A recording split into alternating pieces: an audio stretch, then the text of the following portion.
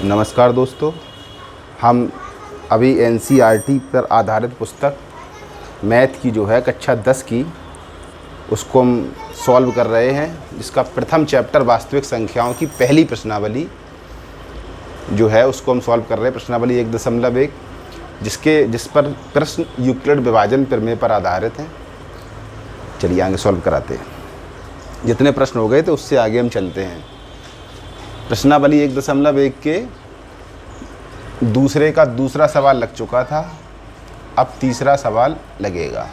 सवाल में आपसे कहा जाएगा कि यूक्लिड विभाजन एल्गोरिदम का प्रयोग करके संख्याओं का HCF या मासा को ज्ञात करिए। तो सबसे पहले संख्याएं देखते कौन सी दी गई हैं। 650 और 1170, 1170। तो यूक्लिड विभाजन प्रमेय क्या होती है? A = BQ + R, जहाँ पर A is greater than to B। दो संख्याओं में ये देख लेते हैं सबसे बड़ी संख्या कौन सी है। 1170 इज़ ग्रेटर देन टू 650। तो हमारा ये A हो गया, ये B हो गया। यूक्लिड विभाजन प्रमेयिका से या यूक्लिड विभाजन एल्गोरिदम से क्या होता है? A = BQ + R, यानी कि 1170 के गुणनखंड हमको करने हैं 650 के रूप में। कितने बार जाएगा वो यहाँ लिखेंगे, जो शेष बचेगा वो यहाँ लिखेंगे। तो 650 से भाग देंगे हम 1170 में। कितने बार जाएगा? एक बार जाएगा। शेषफल कितना आ गया? तो एक बार भाग गया तो एक यहाँ लिख दिया। शेषफल आ गया 520, शेषफल हमने यहाँ लिख दिया।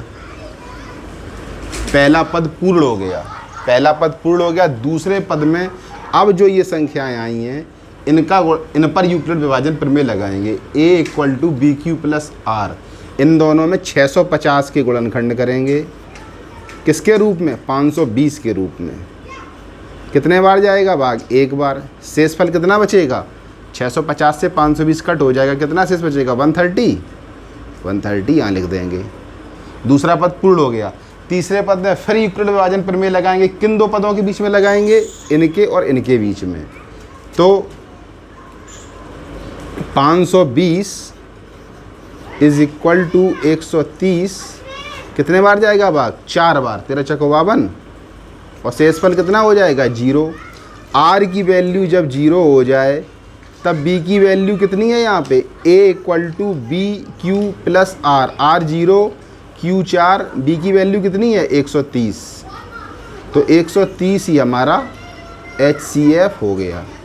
पुराने वाले वीडियो देख लीजिएगा तो आपको समझ में आ जाएगा ये किस तरीके से करते हैं। यूक्लिड विभाजन प्रमेय को उसमें हमने आपको समझाया हुआ है। A = BQ + R को हमने एक्सप्लेन में समझाया हुआ है। इसमें A क्या होता है, B क्या होता है, Q क्या होता है, R क्या होता है, उस पर ही आधारित ये प्रश्न पूरा हो गया है। देख लीजिएगा इसको। अब इसके आगे चलते हैं।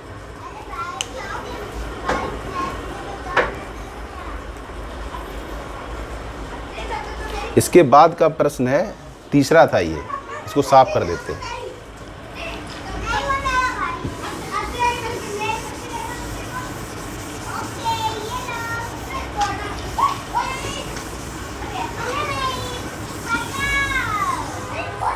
इसके बाद जो संख्याएं दी गई हैं दूसरे का चौथे पार्ट में संख्याएं हैं 870 और 225। दोनों संख्याओं में सबसे पहले देखेंगे बड़ी संख्या कौन सी, उसको नोट करेंगे। 870 इज़ ग्रेटर देन 225। यूक्लिड विभाजन प्रमेय से A = BQ + R होता है, जिसमें A बड़ी संख्या होती है। बड़ी संख्या 870 है। तो 870 के गुणनखंड करेंगे हम 225 छोटी संख्या के रूप में। इसके लिए हम क्या करेंगे? 225 से भाग करेंगे छोटी संख्या से बड़ी संख्या में। 870 में जितनी बार भाग जाएगा भागफल इसके साथ गुणा में लिखेंगे और जो शेषफल आएगा वो जोड़ में यहाँ पे लिखेंगे। तो 225 से भाग दिया तो 3 बार भाग गया, तो कितना हो गया 675। कितना शेष बचा 195। ठीक है, जोड़ लो एक बार। सही है, हाँ सही है। तो 3 बार भाग गया, 3 हमने यहाँ लिख दिया। शेषफल बचा वो यहाँ लिख दिया 195। पहला पद यूक्लिड विभाजन के प्रमेय से सॉल्व करने पर ये सॉल्व हो गया।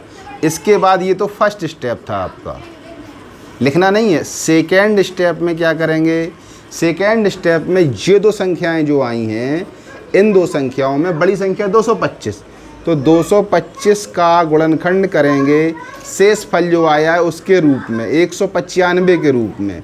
जितने बार भाग जाएगा वो यहाँ लिखेंगे, जो शेषफल बचेगा वो यहाँ लिखेंगे। तो 195 से भाग देंगे तो एक बार जाएगा, एक बार भाग जाएगा, शेषफल कितना बचेगा 30, तो 30 हम यहाँ लिख देंगे। दूसरा पद पूर्ण हो गया। तीसरे पद में जो ये शेषफल आया है और जो b का मान आया है, अब 195 का गुणनखंड करेंगे हम 30 के रूप में। कितने बार जाएगा 6 बार। शेष कितना बचेगा 3 18 180 हो जाएगा, 15 शेष बच जाएगा। ठीक है। चौथे पद में हमको r की वैल्यू 0 करनी है, जो शेष आ रहा है इसको 0 की ओर ले जाना है। जैसे ये 0 हो जाएगा, r की वैल्यू 0 हो जाने पर b की जो वैल्यू होगी वही हमारा मासा होगी। ठीक है। अब 30 के गुणनखंड करेंगे 15 के रूप में। 30 15 दूनी 30 प्लस 0 हो गया 0। r की वैल्यू 0 हो गई। जब r की वैल्यू 0 है तब b की वैल्यू कितनी है 15, तो मासा कितना हो गया, मासा ऑब्लिक HCF 15। यही आंसर हो गया आपका। ठीक है, समझ में आ गई बात। चलिए एक बार इसको देख लीजिए, फिर आगे बढ़ते हैं। इसके बाद का कौन सा प्रश्न है, ये दूसरे का चौथा पार्ट था। चौथा पार्ट पूरा हो गया। पांचवा और छठवां इसको साफ कर दे रहे हैं। कोई भी प्रश्न छोड़ेंगे नहीं, चाहे सरल हो या कठिन हो, या सरल लगता हो या कठिन लगता हो, छोटा लगता हो या बड़ा लगता हो, प्रश्न सारे सॉल्व किए जाएंगे। ये आपका दूसरे का चौथा पार्ट था। अब दूसरे का पांचवा पार्ट है। पांचवें पार्ट में कौन कौन से प्रश्न दिए गए हैं, संख्याएं दी गई हैं 2710 और 55। ठीक है। सबसे बड़ी संख्या, इसमें बड़ी संख्या कौन सी है 2710 ग्रेटर देन टू 55। बार बार सवाल लगाने से अभ्यास हो जाएगा। अभ्यास हो जाएगा तो कभी भूलोगे नहीं, जल्दी से लगा लोगे। यूक्लिड विभाजन प्रमेय से 2710 के गुणनखंड करेंगे छोटी संख्या 55 के रूप में। जितने बार भाग जाएगा वो यहाँ लिखेंगे, शेषफल यहाँ लिखेंगे। भाग दीजिएगा, 55 से भाग करेंगे 2710 में। दीजिएगा भाग, कितने बार जाएगा, पहली बार जाएगा भाग 5 बार। 5 बार दिया, 5 बार नहीं जाएगा, 4 बार जाएगा। 4 बार भाग दिया तो आ गया 220। शेषफल कितना बच गया, जाके 1 यहाँ बच गया और 51 0 का उतारा कर लिया। 510 हो गए। अब 55 से भाग कितनी बार जाएगा, 9 बार जाएगा। 9 बार दे रहे, तो 9 पना 45 की 5 हासिल 4, 9 पना 45 और 4 49। तो कितना शेष बच गया 15। 55 से 2710 में भाग दिया तो भाग कितनी बार गया 49 बार। शेष कितना बचा 15। भाग गया 49 बार, शेष गया, शेष बचा 15। हो गया सॉल्व। अब पहला पद पूरा हो गया। दूसरे पद में 55 का गुणनखंड करेंगे 15 के रूप में। 55 यहाँ लिखेंगे, 15 के रूप में गुणनखंड करेंगे, 3 बार जाएगा। 15 तिया 45, 10 शेष बच जाएगा। ओके, दूसरा पद पूरा हो गया। तीसरे पद में क्या करेंगे, 15 के गुणनखंड करेंगे 10 के रूप में। 15 यहाँ लिखेंगे, 10 के रूप में एक बार गया, शेष कितना बचा 5। अब क्या करेंगे, 10 के गुणनखंड 5 के रूप में। 10 5 दूना 10 बराबर हो गया, आर की वैल्यू 0 हो गई। 5 दूनी 10, 0 10 हो गई वैल्यू बराबर। आर की वैल्यू 0 है जब, तब b की वैल्यू कितनी है 5। यही b की वैल्यू हमारी HCF है। क्या है? Highest common factor. मासा ही याद करना है यूक्लिड विभाजन प्रमेय का प्रयोग करके, यूक्लिड का प्रमेय का प्रयोग करके मासा याद कर लिया है। ठीक है, समझिएगा इसको अच्छी तरीके से। आपका ये प्रश्न भी पूरा हो गया। नेक्स्ट प्रश्न दूसरे का चौथा, इसको मैं साफ कर रहा हूँ। चौथा तो हो गया, ये 5 में छठवां आई है। अब इसको मैं साफ कर रहा हूँ। ठीक है, अच्छे से समझते जाइएगा, प्रयास करिए एक ही बार में समझ में आ जाए। ना समझ में आए तो वीडियो को 2 बार देख लीजिएगा, मज़ा आ जाएगा देखने से। और भैया चैनल को सब्सक्राइब भी कर दीजिएगा, लाइक भी कर दीजिएगा। वीडियो को लाइक करिए तो हमको अच्छा लगेगा। दूसरे का छठवां पार्ट क्या है? इसमें 2 संख्याएं 4052। घबराना नहीं है बड़ी संख्या देख के बिल्कुल भी। 12576 नहीं पता चले घबरा जाओ तो क्या लिखोगे? 12576 इज ग्रेटर देन टू 4052। ठीक है, इसके बाद में क्या करेंगे? यूक्लिड विभाजन प्रमेय से A = BQ + R से क्या करेंगे? 12576 के गुणनखंड करेंगे 4052 के रूप में। तो कितने बार भाग जाएगा देखिएगा ज़रा, भाग दे के देखते हैं। 4052 से भाग करेंगे 12576 में। 4 तिया 12000 होता है, 3 बार भाग जाएगा। 3 का गुणा कर लो इसमें, 3 दूना 6, 3 5 15 की 5, 15 की 15 पूरी हो गई, 3 चौको 12, घटा दीजिए 0, 7 में से 5 गई 2, 420, 420 बच गया है। तो इसी को लिख दीजिए 4052, 3 बार भाग गया, शेष कितना बचा? 420। इसके बाद क्या करेंगे? पहला पद पूरा हो गया, दूसरे पद में क्या करेंगे? इस संख्या का गुणनखंड करेंगे 420 के रूप में। तो यहाँ लिखेंगे 4052 420 के रूप में गुणनखंड।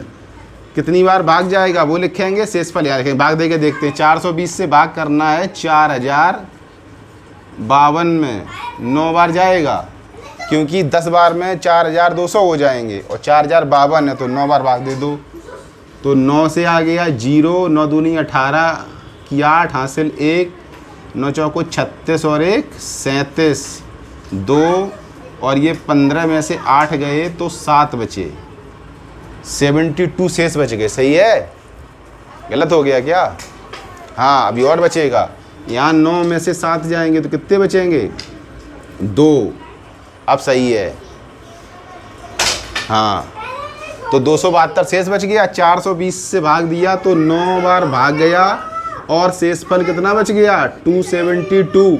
अब तीसरे पद में क्या करेंगे?